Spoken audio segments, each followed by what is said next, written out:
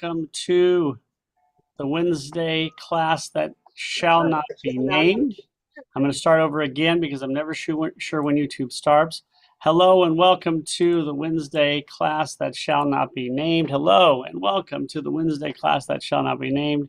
We're here with some wonderful people as always online. We've got Michael and Arlene and Flossie and Ron and David and Eva. And we've got, of course, not Ron, but the disembodied Ham from the TV show Wednesday. I'm actually thinking, Ron, because of you, because I'm going to Dragon Con next month and we dress in costume of wearing like a face covering, body covering black leotard, you know, like they do when they do puppets in the theater, and then just cutting off the leotard at the hand and just having my hand out and being a hand from. Rabbi, don't describe it. Wear it and show us. I will. If I decide, it depends. There was one costume I really wanted, but I had to vote against paying $150 for it. So what can you do? So welcome everybody. Yeah, how you doing? We're going to go ahead and continue our class.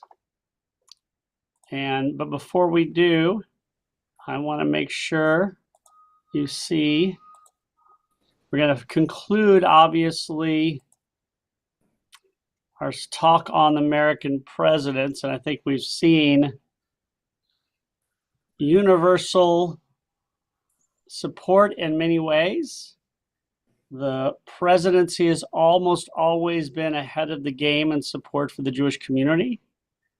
Even the worst presidents from the Jewish perspective were not anti-Jewish or hateful or distrusting or attempting to destroy us in any way. It's been an incredible run where not a single president could really be seen as an anti-Semite out to get us. It just has never happened.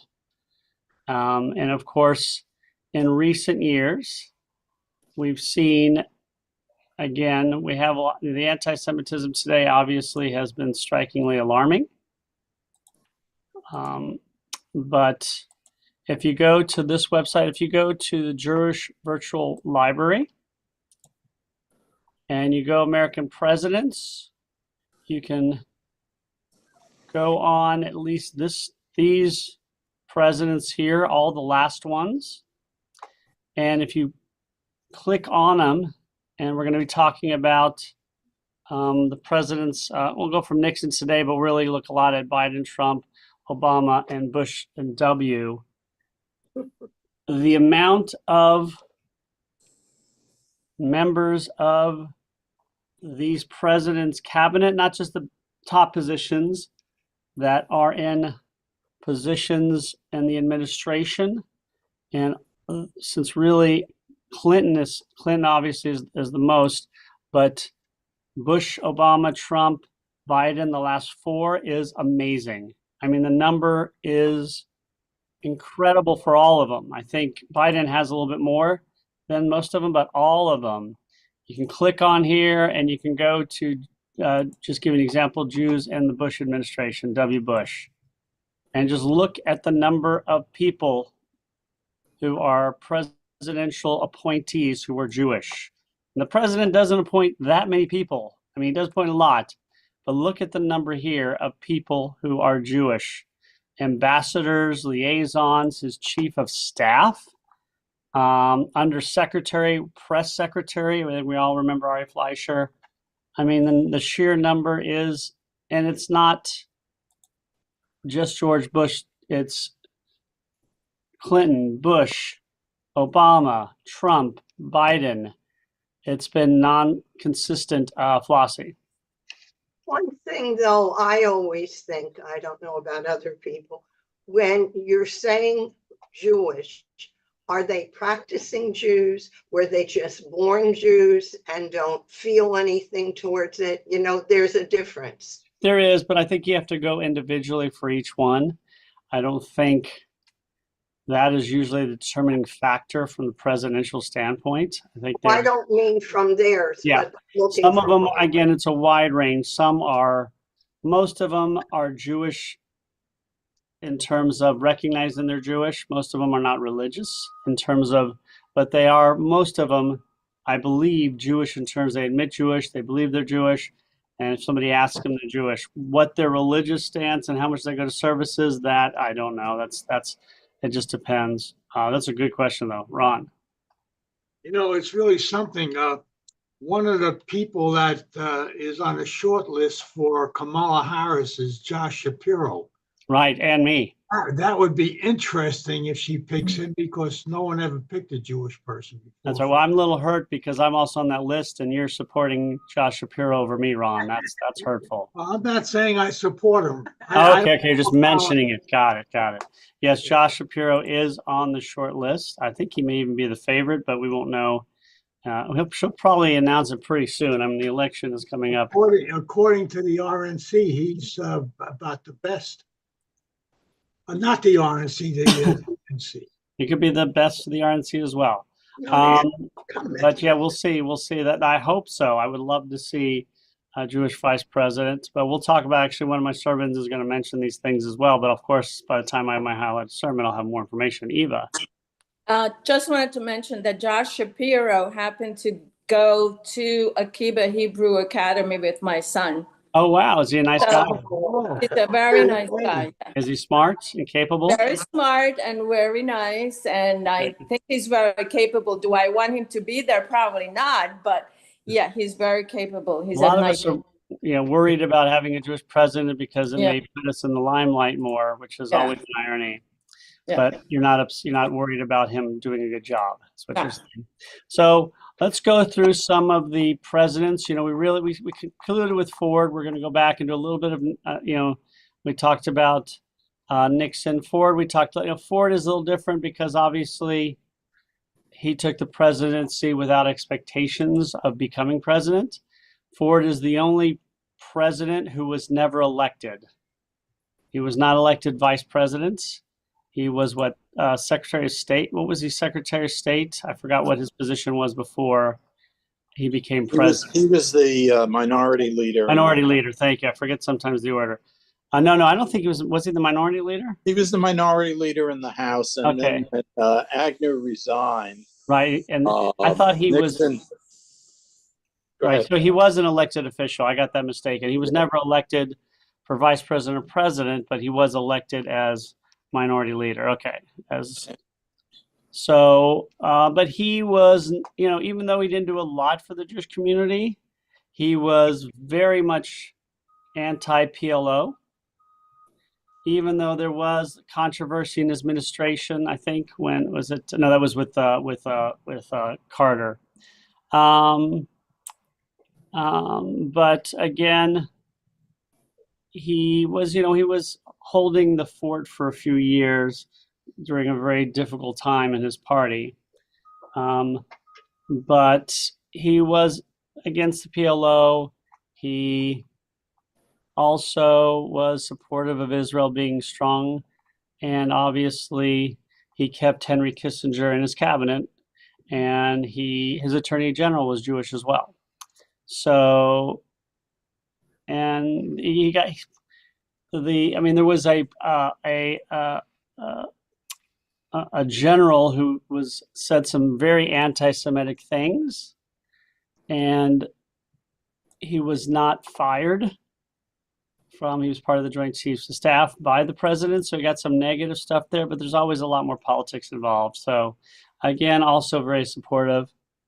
Now let's go to the ones we had talked about. And obviously in Georgia, Jimmy Carter got a lot of flack from the Jewish community for his book a few years ago. He did apologize for any hurt he did for the Jewish community. And I think for everybody who knows him, and we're in Georgia, so a lot of people we know through the years of that relationship think he was a really good human being, whether it was president or not, and that he was very supportive of the Jewish community, even though he was very supportive of the Palestinian community. But I think what we also have to remember is by far his greatest accomplishment is one of the most important accomplishments in the history of the Jewish world. And we know Iran is the enemy of Israel today, obviously. But there's been no enemy except for maybe the Nazis or maybe the Christians when they took Spain. But there's been really no traditional historic enemy greater than Egypt to the Jewish community. going back to the time of Pharaoh. Although there's been times where when ancient times where the Jewish state had connections with Egypt. But in the modern age, when Israel became a country, Egypt was always their staunchest, greatest, most difficult enemy. Egypt was in charge, or basically the pseudo head or official head of the Arab world. It's no longer in that case. And it was under Nasser the biggest threat to Israel's survival and the biggest threat internationally. And so when this surprising peace came about, you can give, obviously, probably the most credit has to go to Anwar Sadat above Begin. I mean, Begin's life was not, we saw what happened to Rabin, but at the time that Anwar Sadat came out saying, I'm going to make peace with Israel, it was like a 70-30 chance he was going to be assassinated. I mean, it was just assumed that, people were going to go after him. But Jimmy Carter, and if you go to the Carter Library in Atlanta, which is easy to go to, they have a lot on, obviously that's a whole section in it. And it is amazing the part he played. He was very proactive. And this may not have happened without him. It's very interesting to see, though, the pictures. You've got this tall Georgia guy with these two short, Middle Eastern guys, and he's and both the Middle Eastern guys were big personalities, to say the least, Anwar Sadat, Menachem Begin especially, and yet he judiciously made sure that there were people there getting him involved, and whenever they tried to step out and get away from it, he was there. Luckily, he had two willing partners, but I don't know if that peace treaty would have happened at all or would have gone as smoothly without him. So that one moment in time, which is by far the greatest moment in his presidency, would probably be the greatest moment in anybody's presidency, peace between two of the most famous enemies in the world. And so we have to get a lot of credit to him for what he did at Camp David. We know there were other issues. The Andrew Young affair, he had a member of his cabinet who had a secret meeting with the PLO, and he didn't fire him when he specifically was illegal. He didn't fire the guy, but there was a lot of politics involved, as there always is. I'm sure he probably wanted to. So he got some negative, but again, despite that criticism, despite the recent book, I don't think anybody thinks he was anti-Jewish or anti-Israel, maybe very pro-Palestinian to give him rights, but never, I don't think, hopefully anti-Semitic. Michael. Yeah, I think Carter is a very good example. We talk a lot about being anti-Israel as the new anti-Semitism. And, a lot of what Carter has said over the years can be construed as anti-Israel, but there's never any doubt. In his mind, I think, and is that he's looking at the policy, at what the world could be. And it's not anti-Israel, even if it tends to be a little pro-Palestine. I think what he's saying is, hey, we have to balance this out or whatever. And I think that's at least the way we view things in public life these days. I think that's unique, actually.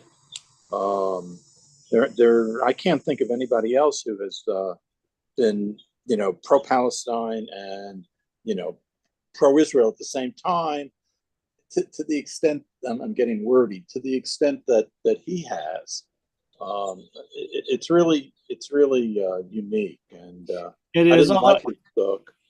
Although, there's a lot, I don't know if it's unique or, it's, we have somebody like Nixon who was spouting off anti-Semitic rhetoric in his office frequently, but when Israel needs help or in his cabinet, he's got Kissinger and others. So you're right, there's a lot of ironies, but in him, I don't think it's as ironic as Nixon, because I think he is very supportive of the Jewish people. I think he Said some things in the books that I think were not misconstrued. I think were very, they were definitely critical of Israel on a level beyond what I think he should have done.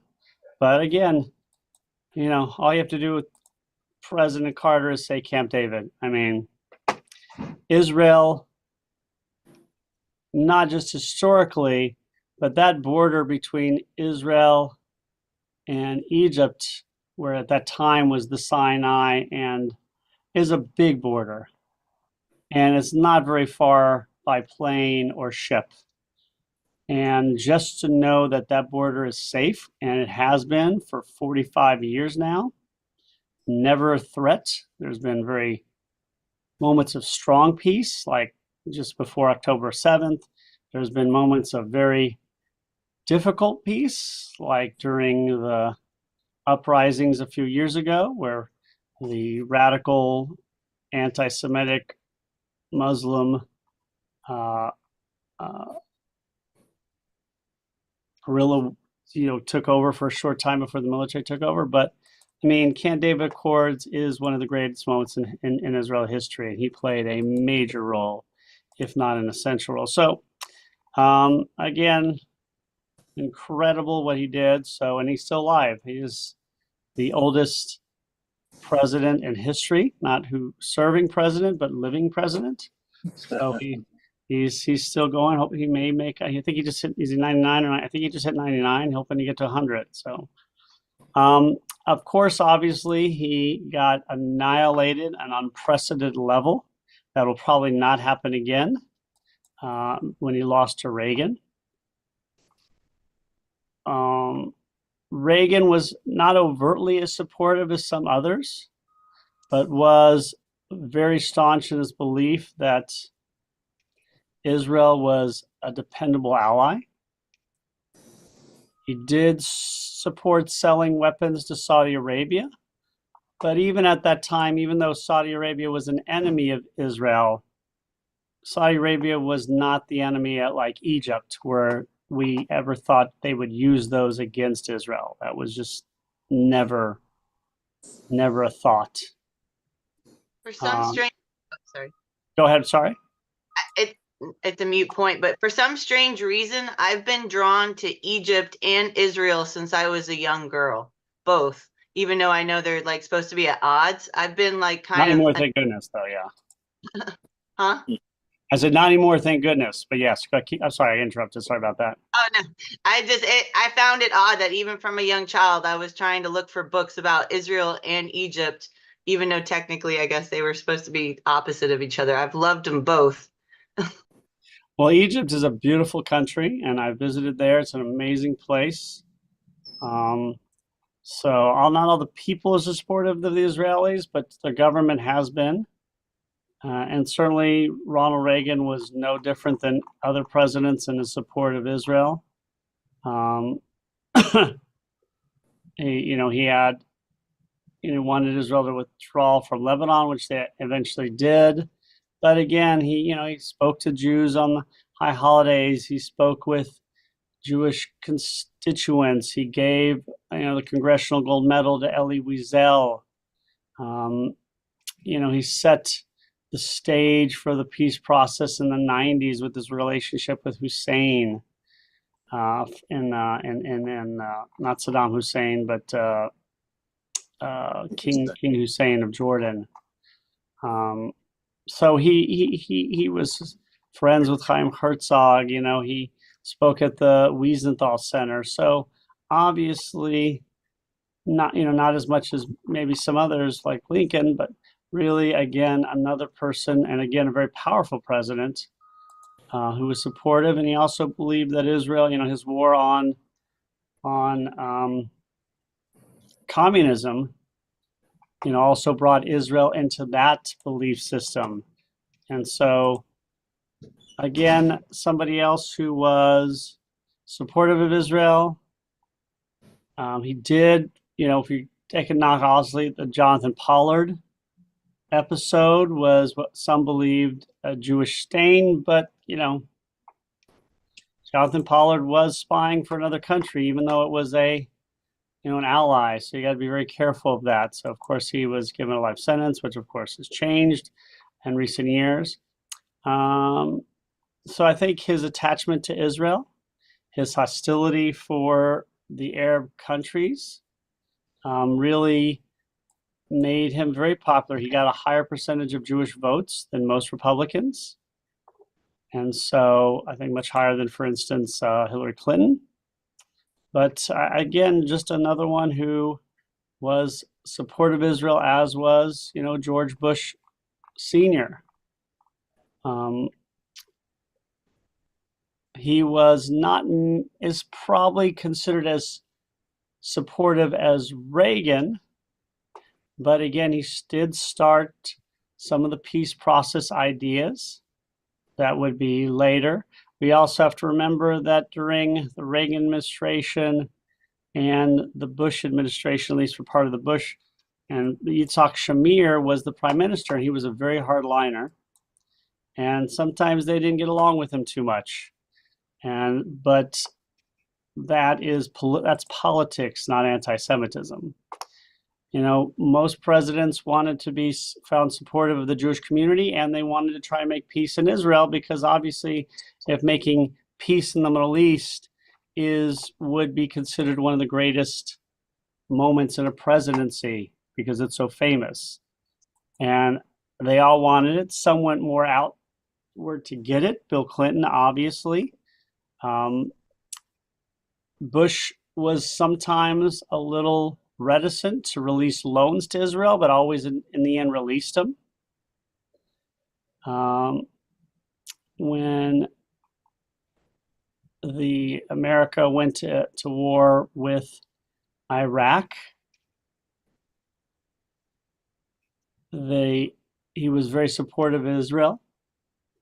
And so I think we have another one who was not as overtly or famously, but once Yitzhak Shamir was not there anymore, was a lot more supportive with Yitzhak Rabin towards the end of his presidency, and really helped to stop the Scud missile attacks on Israel during the first Gulf War. So again, very supportive, not as overtly as some, certainly not as much as Clinton coming up. But obviously next we have Bill Clinton, who was one of the most supportive overtly Jewish, supportively presidents of all time. I think we all know that. It's not, whether you're Democrat or Republican, he appointed more Jews to his cabinet than I think all previous presidents combined. Wow. This is to his cabinet, to the highest level. Not, like the four recent presidents have all had lots of Jews who they've put in positions, but to have in the cabinet, which is the most important positions, he had 7 cabinet members. I don't know how many cabinet members there are overall. It's so hard to figure these things out. I have no idea how I could figure out how many cabinet members are there. That would be impossible. Huh? I don't know why it surprises me so much, because I find that the Jewish community is so freaking smart. So it seems like you guys would, I'm converting, but it seems like you guys would have been higher up a lot sooner. Well, again, there's always some restrictions, and there are very few cabinet positions. So it's not like there's a lot of them. And often they're given to people who are capable, but also to people who are politically active. There is 15. So at one point, there may have been almost 50% were Jewish, which is an insane amount. If there's only 15, Jews are less than 2%. So he obviously was very supportive. He also was prime minister during the Rabin administration as well, for part of the Rabin administration. Rabin was very well liked by American presidents. So during Bill Clinton's administration, Israel made peace with Jordan, but of course that was started with George W. Bush, which could be attributed to him as well. But again, just having your national security advisor, your Treasury Secretary of the Treasury, Supreme Court justices. I mean, we didn't even count that. So he was one of the most supportive. Obviously, his speech at Rabin's funeral was one of the great speeches for the Jewish world during those years. It was an absolutely beautiful speech. You can always make jokes about Clinton because obviously the most famous Jew he had relations with was Monica. Monica. Lewinsky. That doesn't help us or hurt us, hopefully. But he certainly was. Very good. She's still around. Very active. Yeah, oh yeah. Yeah. She was young at the time. She's a young woman. Yeah, I mean, she's not young. She's not a young kid anymore. But she was She probably in her was. 40s or 50s. And he really wanted to bring peace to Israel. He tried probably harder than anybody to bridge the gap. Unfortunately, Yasser Arafat was on the other side who never was going to do it. And then Rabin was assassinated. And that obviously had an effect as well. But he tried harder than anybody and did help create some stability in the region. Never could get that peace. If he'd gotten that peace and he hadn't had Lewinsky, he would, that could have changed a lot of things. But obviously he wasn't going to get peace with Arafat. That's just, Arafat was what do they call it? When you're just out of reach, he was the guy who was leading every president to the idea that he'll make peace knowing he never would. He was Lucy's football. Is that what Lucy's football? Thank you, Michael. That's exactly it. Perfect. Behind doors, Carter, Reagan, Bush, Senior, Clinton, W, all looked at Arafat the exact same way. He was Lucy's football. But by the time you got to Bush, to W, you can only fool me 5 times. W didn't try as hard, I think, because, Arafat had already proven that he wasn't going to do it.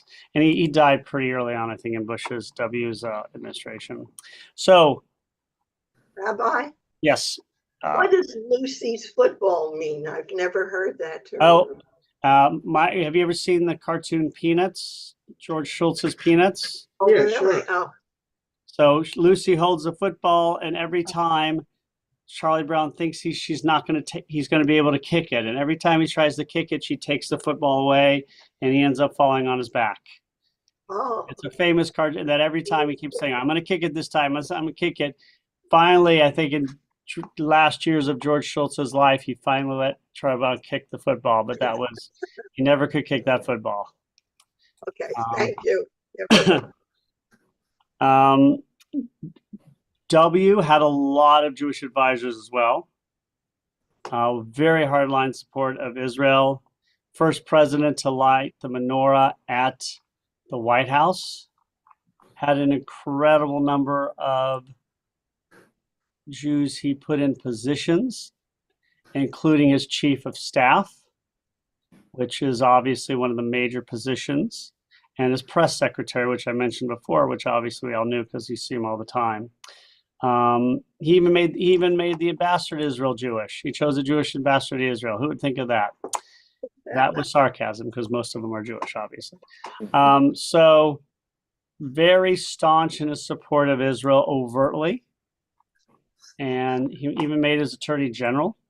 So again, we see throughout his support of American Jewry, as he did have some peace plans, but generally not as much because obviously Arafat had proven himself time and again. So you can't really fault him for not doing that because nobody wanted to work with Arafat anymore, especially after Clinton spent so much time and energy. But he had good relations with the various prime ministers of Israel, good relations with the Jewish community, had a very high percentage of Jewish vote for Republican as well. Tried to create some so better relationships between Abbas, who of course is the head of the Fatah, the what do they call, the Palestinian Authority in the West Bank. He even had good relations with Ariel Sharon, who was prime minister for a while. So again, another president. Again, the last couple, it's just like, just really, you can critique them all, but they've really overall been overtly supportive, sometimes more. Now, when it comes to Barack Obama, he's the first president to have a White House Seder.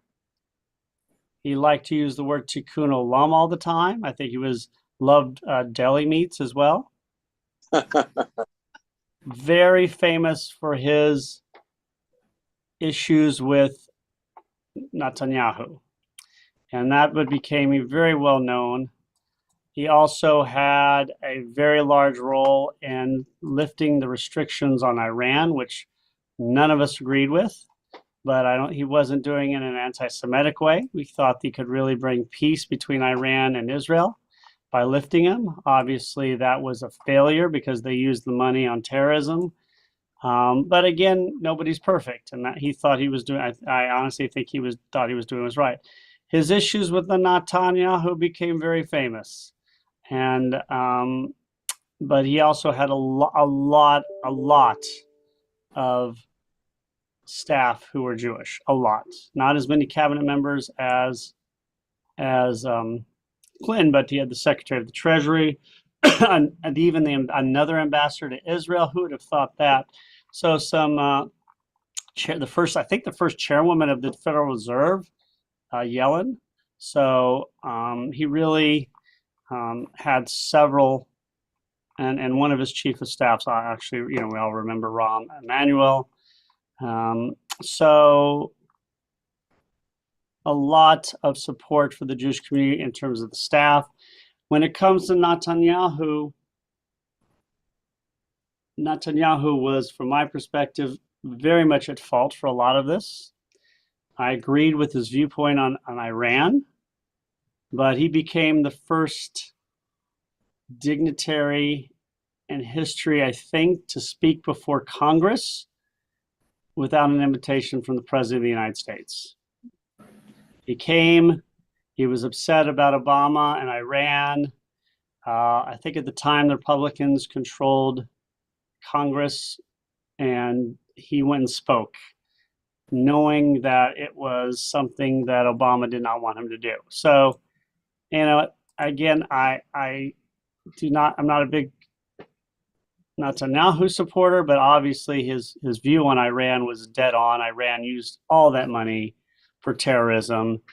It was I think a mistake by Obama, who was an amazing president. He served 8 years, obviously, but we all make mistakes.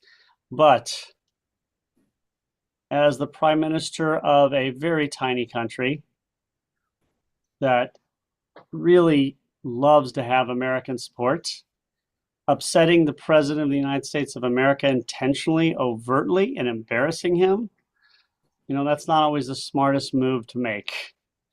Yes, and that's what he did.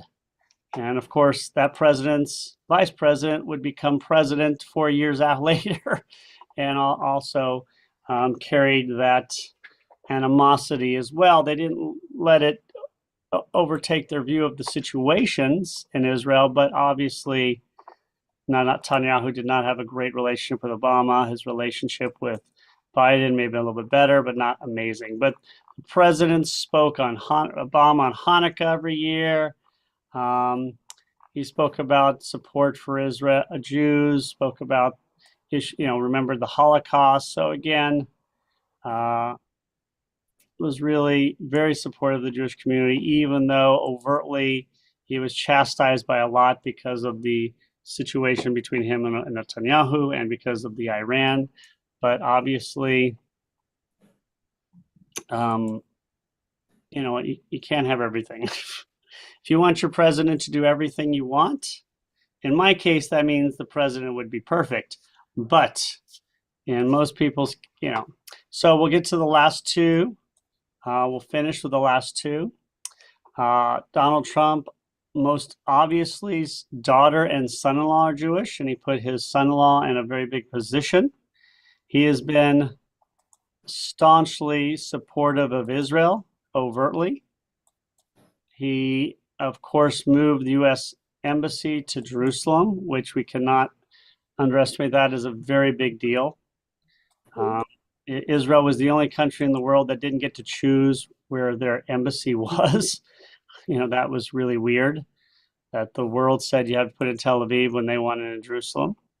So obviously, and he's helped start the Abraham Accords, which is probably could be an even bigger deal. If it had not been for October 7th, Israel might have an actual peace agreement, probably too soon, but gotten closer with Saudi Arabia and the UAE. And if that had happened, then that could change the game. So obviously, Trump has had some negatives, especially, with the issues in Virginia. And there are other ones, but in terms of Israel and his overt support of the Jewish community, that's there. He has said that Jews should vote Republican overtly. But again, he is not a president you would say was anti-Semitic and hateful of the Jews overtly, intentionally. Michael. Yeah, I will disagree with that. And I'm not trying to be political, but his party, I am being political, but it's inevitable. But, his party talks about George Soros. That's just anti-Semitic.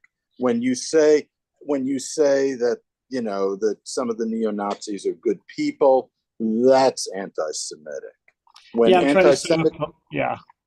anti-Semitism increases exponentially, he's not doing enough. Sorry. He's promoting it. I think he's been the worst president for Jews. And there will be a lot of people who agree, but again, overtly with what he says, again, and you look at what happened to Nixon, and Nixon was anti-Semitic, but still did.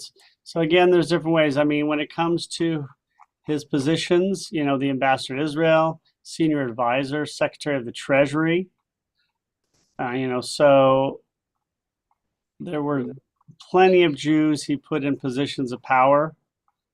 So, but you're right, there's a lot of issues what's going on. Advisor to the president, special envoy to combat anti-Semitism, deputy attorney general. But you're right, again, that's going to be seen. I don't want to get too much in him because he's running for election. That's why I was trying to stay away from it, but still mention. So that's why we're not going to go. But again. Have you ever thought of what would happen if Ivanka and Jared divorced? I'm just tossing that out as maybe it's a joke. In terms of whether I would be someone Ivanka wants to marry? No. I mean, you're married. I mean. But I'm saying if I was single, maybe, but I'm not. I wonder how supportive he would be of Jews if that is a very big question. But his daughter is we're getting very political here. I'm sorry, Ron. Yeah, so we're going to stay away from politics. But we'll see. We can talk about this a lot more on November 5th. Fair enough. Well, even when we came out and we're standing with Israel after, either before or after October 7th, people were automatically assuming that we were like wanting a war for Palestine. You know what I mean? Like we were saying that we wanted peace, but we were standing with democracy. Yeah. But people. Yeah, and again, what has happened during the Trump administration is that because, again, that is something we can certainly debate at a different time when we're not voting on an election. So it means I can go a little bit more into Biden now than I was planning to because he's not running anymore. So again, he's not running for president. So I think we can go a little bit more into him than I was planning to. He is, again, had a tenuous relationship with Netanyahu for many reasons that I don't think are necessarily his. He has been a staunch supporter of Israel, speaking at AIPAC every year. He was vice president basically when he could make it. He denounced the Hamas attacks. When Iran attacked, he made sure that America, England, France, and Saudi Arabia helped Israel because they know who the real enemy is. He went to Israel after October 7th, and for a president to go to a place is really important. He has continually supported the Jewish community in many ways. And so what we see, he's also continued to foster relationships try and foster relationships between Saudi Arabia and Israel, which is probably the most important thing anybody can do right now. Because if Saudi Arabia makes peace with Israel, that could change everything. He has put quite a number of people he has an incredible number of Jews in positions of power. Not as much as obviously Clinton, but and as high, but a lot of, probably the highest is Janet Yellen, Secretary of the Treasury, but there's a lot of Jews in other positions, U.S. ambassadors, deputy.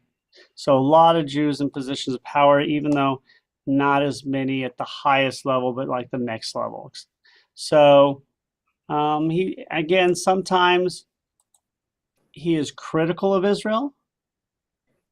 And I think sometimes we mistake being critical of Israel as being anti-Semitic when it is not. He is the president of the United States. They all have the right to be critical of any country, but they don't have the right to be anti-Semitic and professing a belief that Israel should not exist, so again, very supportive, I think, even though sometimes he gets a reputation for not as being as much so, but he's never really showed that. Obviously, he's also faced a lot of pressure from within his own party to show more support for the Palestinians than they probably deserve. And he has been resistant to it to his detriment. And an election year before he stepped down. It's interesting. It'll be interesting to see what he does now. But obviously what he does now, he knows will impact Kamala's presidential aspirations. And there is a not insignificant number of liberals who have become very anti-Semitic and anti-Israel. There's some on the Republican side as well, but they are not going to probably make a difference in the Republican Party as much as they will in the. So again, there's a balance to be played here for the high up Democrats, but they were very supportive. So again, as we look at the American presidents, Ron, please. Yeah, all the anti-Semitism in politics, do you think that had to be in these people long ago? It just didn't happen when Israel was attacked, and Israel responded. Well, it had to be in them already. Well, anti-Semitism has changed quite a bit. For a long time in America, I don't know if you had anti-Semitism, you had assumed place for Jews. Jews had certain rights and privileges. They were always supported, but there was always a limit to where Jews could go. Our Jewish community did not mind. As I always say, who cares if I can't be Secretary of the Treasury or live in this neighborhood or join this country club or go into this one field, compared to Cossacks coming into my village and killing me, killing my family, conscripting them from the military, vicious anti-Semitism. I mean, again, there was always a place that Jews were always given privileges in America, always freedoms. there were limits that were not official but were understood. George Washington was not going to place 7 Jews in his cabinet. It just could not be done. It was just it was just not even on the radar. It was just not even thought about. It was impossible. So is it anti-Semitism? Yes, of course it is, but it's not. It's just the way things were, unfortunately. The same with women. George Washington was going to have women in his cabinet. There was no law that said a woman couldn't be Secretary of the Treasury, ever. There's never been that law. There's been laws that women couldn't vote, but no woman would be in that position just because it was assumed. And it was the same thing with Jews. And this went all the way till probably after World War. I mean, it started to change over time. Lincoln especially was very supportive, but Lincoln wasn't going to have 7 cabinet members who were Jewish. And he had good friends who were Jewish, maybe the most supportive president of all time, considering what the times were. So today, and this is a general case, as in, I'll give you example. I always get great examples when I was in Kenya. I was volunteering with the gay rights community in Kenya. In 2000, there was no anti-gay sentiment in all of Kenya. None. No anti-LGBTQ at all in the country. Why? Because LGBTQ didn't exist. Is that right? I have a question about Yes. that.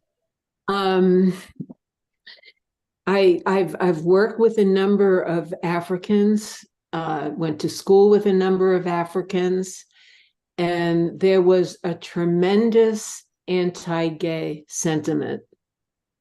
Yes, there was, but not really.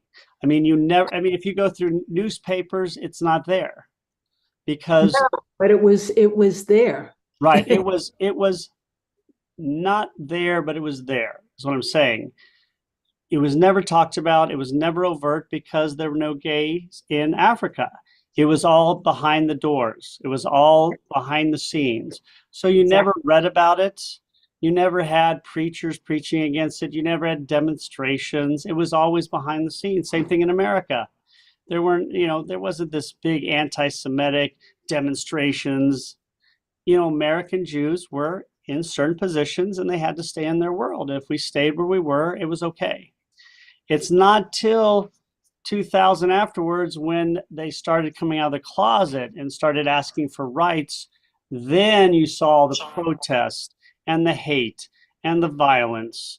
It never existed before because it never was. And that's what was happening in America now. When we were in our place, there'd be certain difficult times like in the Depression or after the Civil War when the KKK arose, but the KKK wasn't really after Jews. They certainly didn't like us and there were situations, but when Jews were in their place, it really wasn't until mass immigration in the 1880s that you saw this really anti-Semitic stuff. And it's not till today when Jews are able to do anything. When you come out of your position, there wasn't this anti-civil rights feeling until there was civil rights. African Americans were in their place, and that's where they were. That's okay. It's not till they asked for rights that this racism at levels we see just really rises. The KKK came into prominence after after the Civil War when African Americans got freedoms. Before that, it wasn't. So today, Jews are in cabinet positions. We're in Congress. We could either candidate who wins is going to have, relatives who are Jewish. One's a husband, one's a daughter, could be a vice president candidate. So there's going to be Jews in cabinet positions of either person who wins, Kamala or Trump. They may not be the highest levels, but there's going to be a list of Jews who are in all these positions because they're good at what they do. Jews are not going to be limited if they're if they're good at what they do and or they have the political connections or whatever it is, they're going to be given those jobs. When the presidential election comes underway, even to this day, they won't see the overt anti-Semitism. You're not going to see people say, don't vote for Trump because his daughter's Jewish overtly. You're not going to see people say, don't vote for Kamala because her husband's Jewish. But you will start seeing this anti-Israel, anti-Jewish thing much more in the surface today because Jews have all these freedoms. It's one of those ironies. But again, the presidents have been very good for the Jews. There have been a lot of issues with some of them, some more than others, but there's never been a president who's come out and said, I need to restrict the Jews. I need to deny them this. They need to be in cages. They need to be limited. You've had people in presidential administration say it, but, and some, you know, you can say more, you know, some were more anti-Semitic than others, but even those who were could be very supportive for the Jewish community, kind of like Nixon. But when you hear anti-Semitic rhetoric from Jefferson or Washington or Adams or people in the 19th century, that's just what it was said. I mean, that was assumed. They probably weren't even thinking in terms of anti-Semitism. You know, Jews had and today we know differently. So it's a much more difficult question today because in the last 10 years, and I'll have a sermon on high holidays I'm working on, we've seen a lot more anti-Semitism. But generally speaking, we've been very fortunate to have good, supportive presidents who have restrained anti-Semitism. And that's what we hope we get in the future as well. Israel, as I mentioned time and again, anti-Semitism today is anti-Israel. That's anti-Semitism today. It is, you don't have that many people going out and saying, I hate Jews. That is still not allowed to be said. You just don't see it very often, except for the radicals on both sides. You do see people being very anti-Israel because that is okay to say, but it means the same thing. Gail. So I think I disagree with you. Michael did too. My goodness.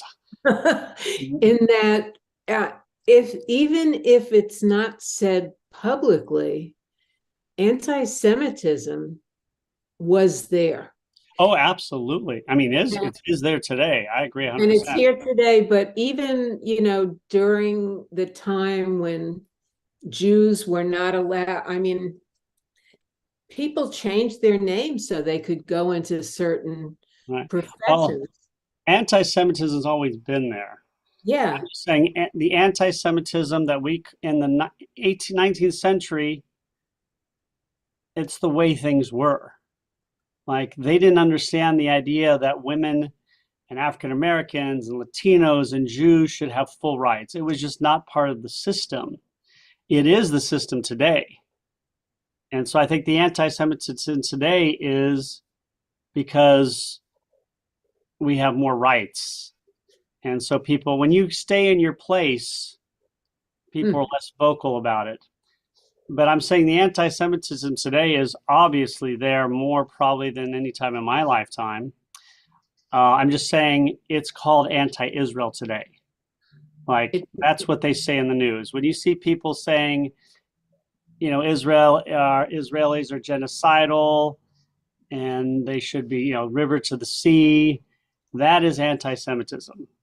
If you say, I don't like Prime Minister Netanyahu, I think he's botching the war in Gaza, that's not anti-Semitism. That is criticism of Israel. That's legitimate. That is fine.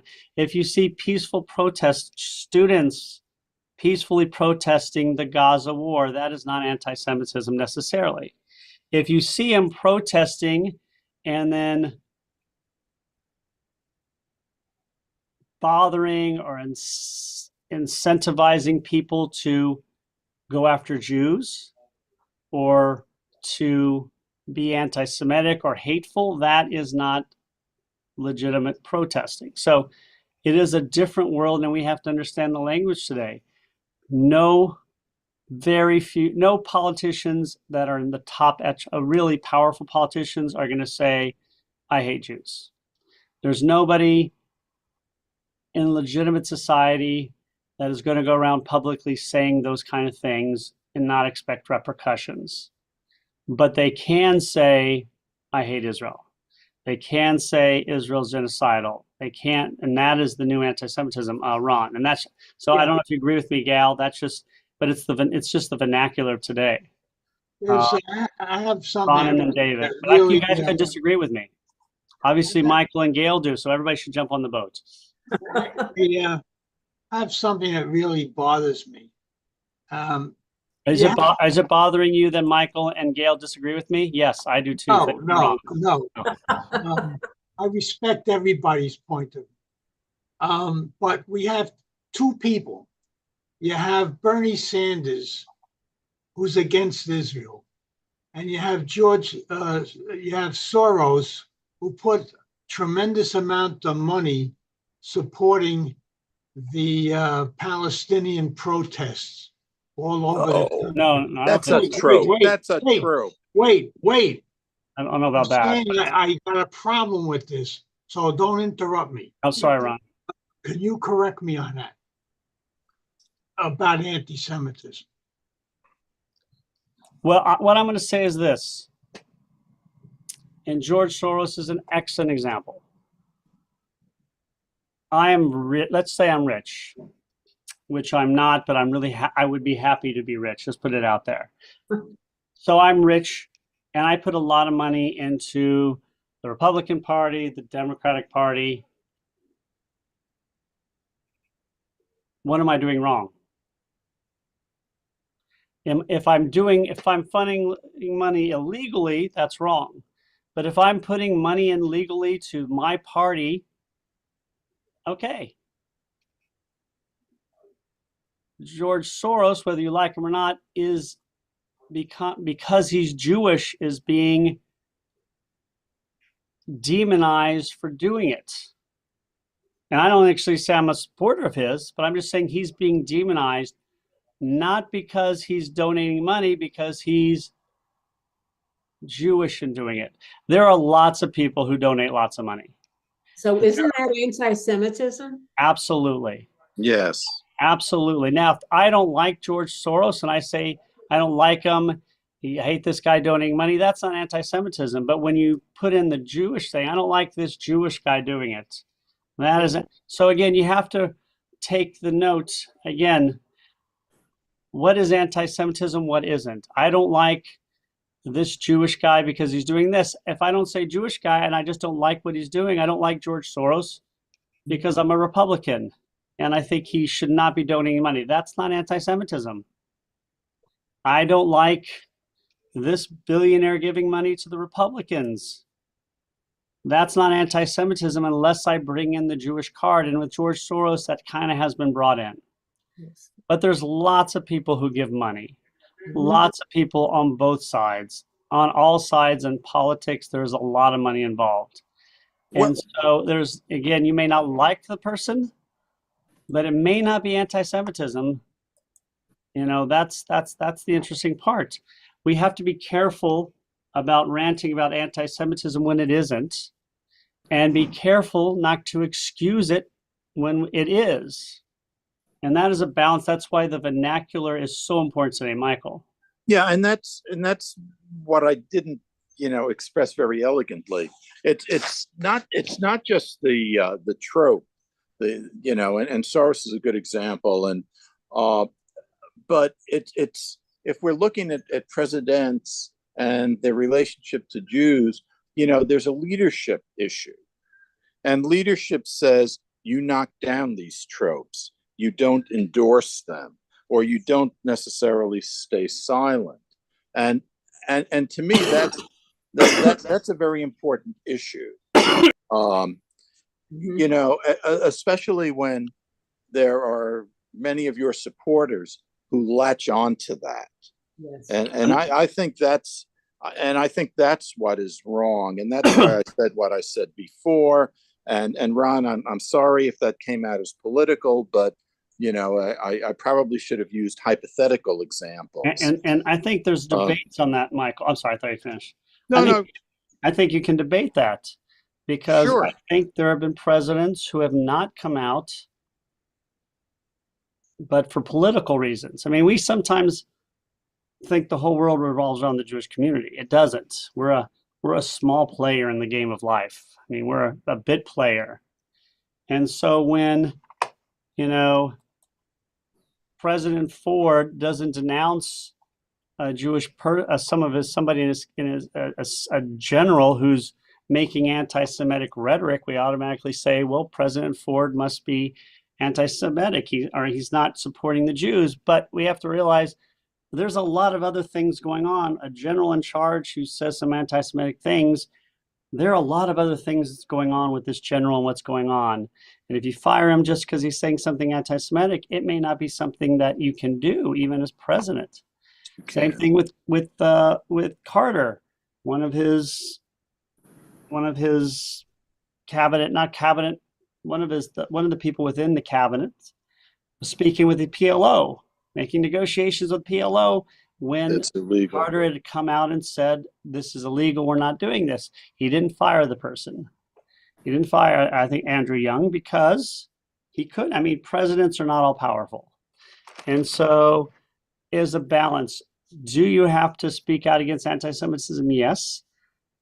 As a president not doing it in a particular situation, making a mistake, that is very hard to tell because there's a lot of other things going on. So you really have to look at the whole, and I think sometimes compare the president to rest of society. And that's where it's really important. And I think generally speaking, the presidents, for the most part, compared to the rest of society, have been against the game. Not always, but on the whole, by far. I mean, Washington, Jefferson, Adams, Zachary, even presidents who are less famous generally were not insulting the Jews overtly and often would denounce anti-Jewish rhetoric.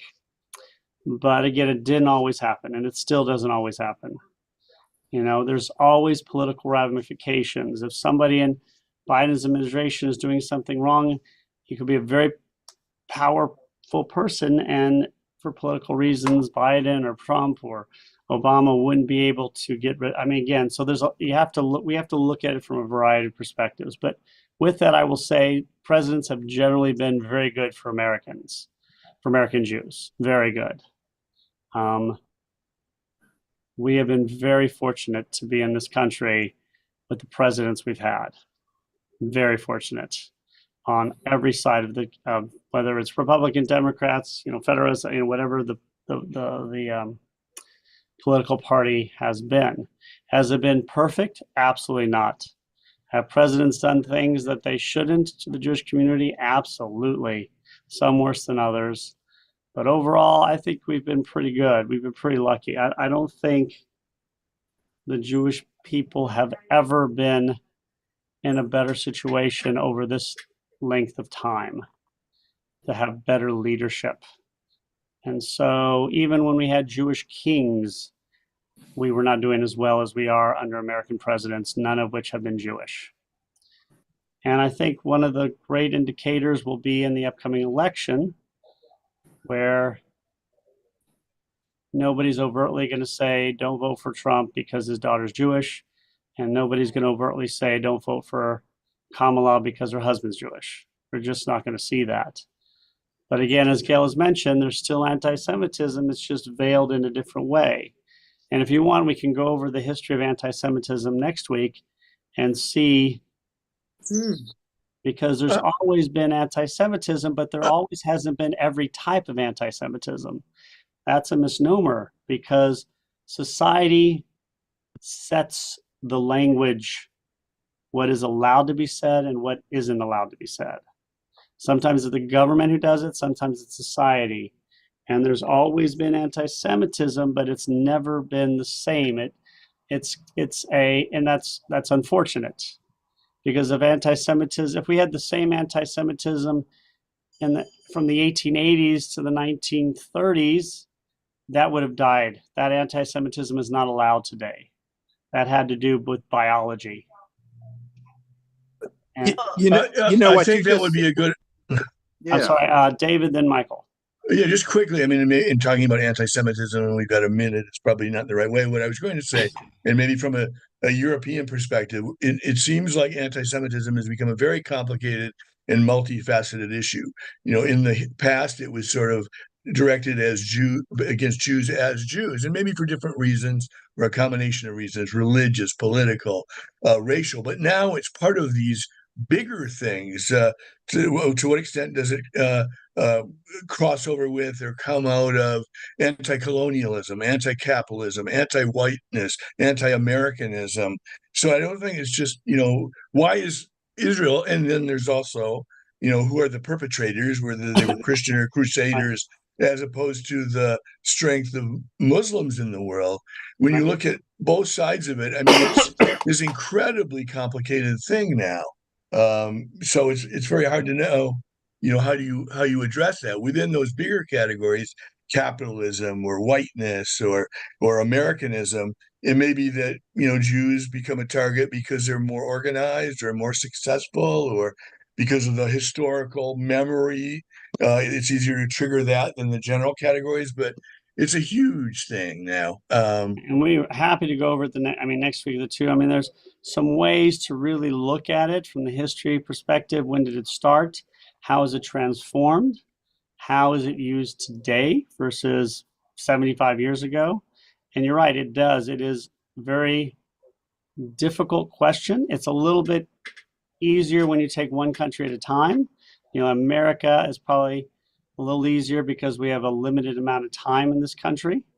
Europe is a little bit different because there's a long history of it, and Jews have lived there a lot longer. But yeah, I think we could definitely tackle that, and I'll have all the answers next week, by the way. Michael, and we'll finish with Michael, and we're running a little late. No, I think you and David said what I was going to say, but basically prejudice hasn't changed.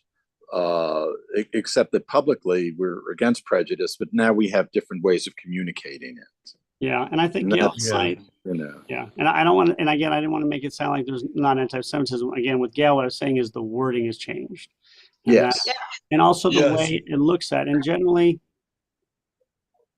if you stay in your certain place in society, no matter who you are, the hate for you is overtly less.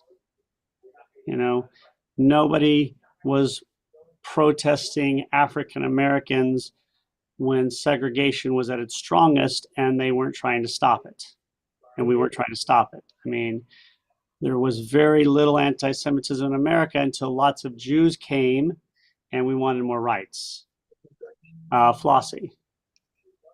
When we were talking about liberal Jews going and being pro-Palestinian, I think part of them is they look for, quote, the underdog, and they see the Palestinian refugee as the underdog. They play Israel the mighty hand, and what's even in the press, how Israel went in. And I think that's part of the issue. I think that's a big part of the issue as well. And again, we have to be very careful when we see protesters, and the protests are anti-Semitic in some ways. Not all the protesters understand it. You have a lot of these college students are just going there, that you said, they feel bad for these Palestinians. They do not understand the situation. They have Jewish friends.